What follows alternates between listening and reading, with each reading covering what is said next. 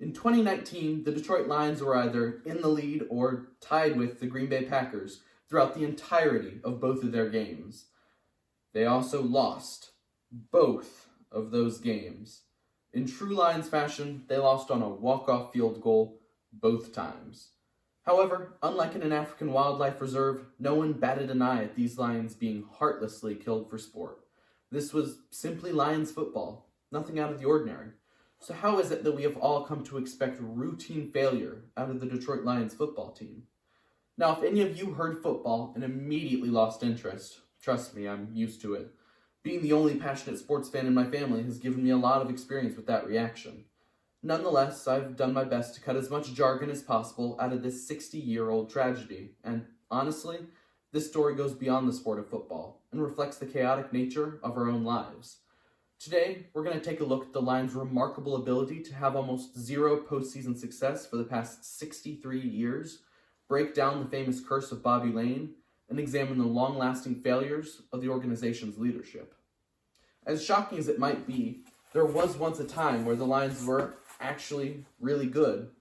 In the 50s, they made it to 4 championship games, winning 3 of them. As the Detroit Free Press put it after their last one in 1957, the Lions had just lived their finest hour.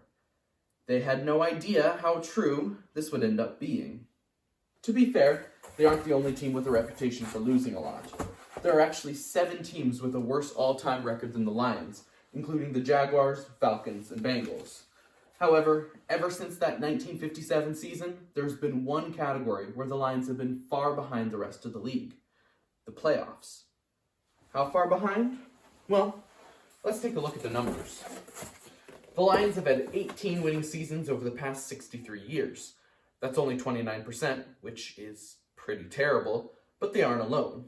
Washington hasn't had a ton of success over the years either, and they actually only have 24 winning seasons since that point. Just for reference, let's throw a more successful team up there. Say the Vikings, who've had 32 winning seasons. So what's the issue? Well, during that time, the Vikings have made the playoffs 30 times, won 21 of their 51 playoff games, and have 4 Super Bowl appearances. Oh, but no Super Bowl wins. Oh, tragic. Meanwhile, despite the record, Washington made the playoffs 19 times, won 21 of their 36 playoff games, and won the Super Bowl in 1982, 87, and 91. In this same amount of time, with a similar number of winning records, the Lions have made 12 playoff games and have only won 1. Yikes. According to StatMuse, the only team with fewer playoff games since 1958 is the Houston Texans, who only joined the league in 2002. Even then, the Texans have 4 playoff wins, thanks to DeAndre Hopkins and J.J. Watt.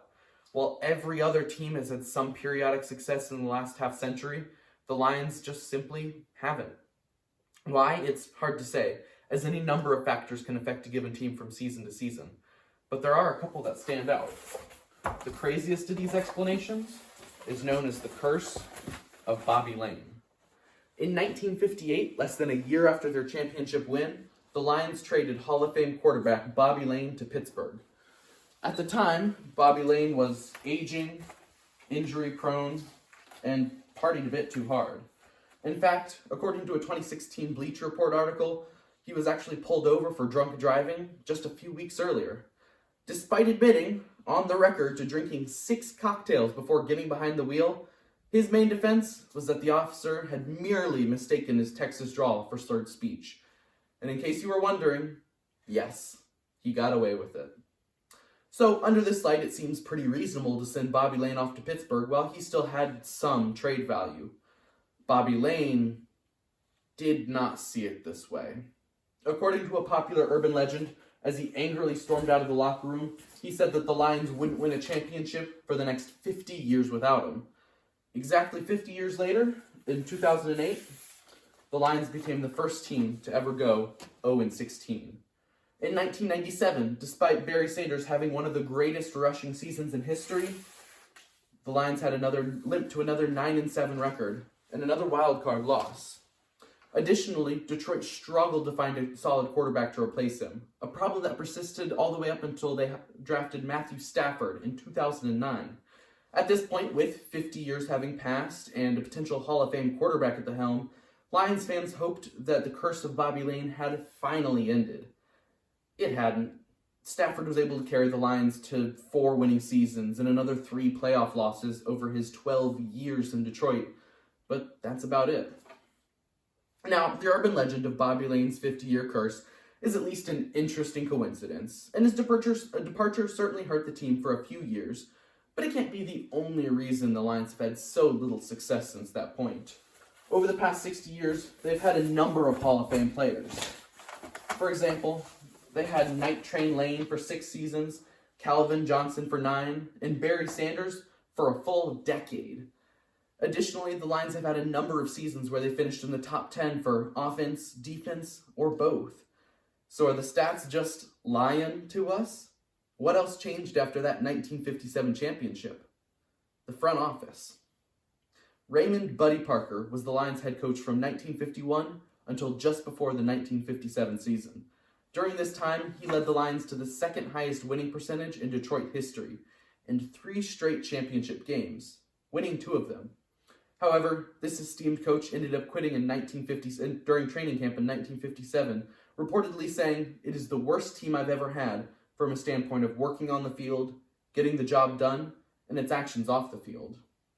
After Buddy Parker left, Detroit struggled to find a competent coach to replace him for decades. Detroit has gone through 16 head coaches between Buddy Parker and their current coach, Dan Campbell. 3 of them resigned.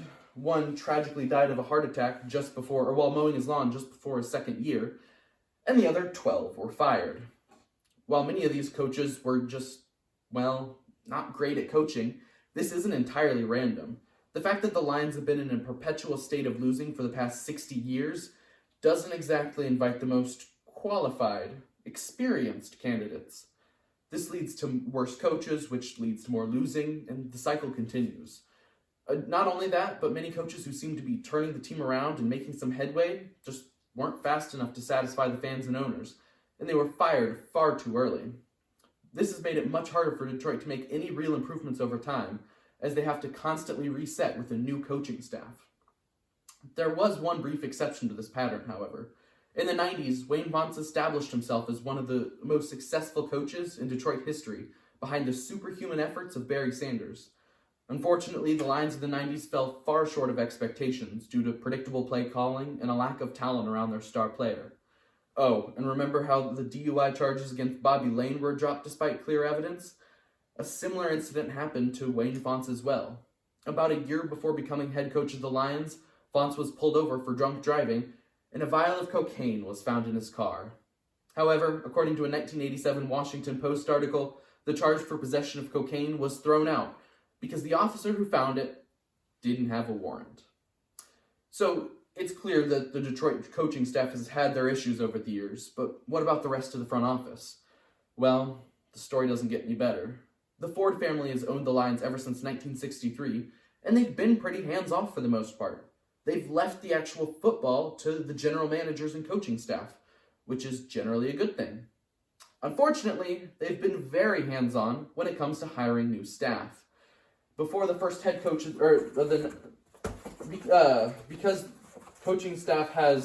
the coaching staff and general managers make the final decisions on each draft pick, the Ford family's hiring issue has had a large impact on how the team has been built over the years. Before the first head coach of the Ford era was hired in 1965, the Lions had drafted 57 players good enough to make the Pro Bowl. After that point, they had 48. They went from picking about 2 Pro Bowl players in the draft each year to less than 1. If they had continued at their original rate, they would have had about 60 additional Pro Bowl caliber players, which would have provided tremendous depth over the years. Instead, these terrible front office hirings made it that much harder for great players like Barry Sanders or Calvin Johnson to succeed. This has led to a lot of the blame for the Lions' failures being placed at the feet of the Fords. So is that it? A lot of coaching and front office issues led to all this? Maybe, but it could also be indicative of something a bit more profound. Football isn't a patient, orderly proceeding where teams line up for a predetermined dose of championship glory. It's an inherently unfair, chaotic game, favoring a few select teams based on dozens of intangibles, such as talent, mindset, and sheer luck. And to take this one step further, so is life. We all know people who have had success handed to them on a silver platter, and at the same time, we know people who simply haven't gotten those same opportunities. We've all had a lion's period in our lives, a long rough patch we just have to grit our teeth and push through. Life, like football, isn't fair, but that just makes it that much sweeter when we do finally win. And if the Lions ever break the curse of Bobby Layne, victory will have never tasted sweeter.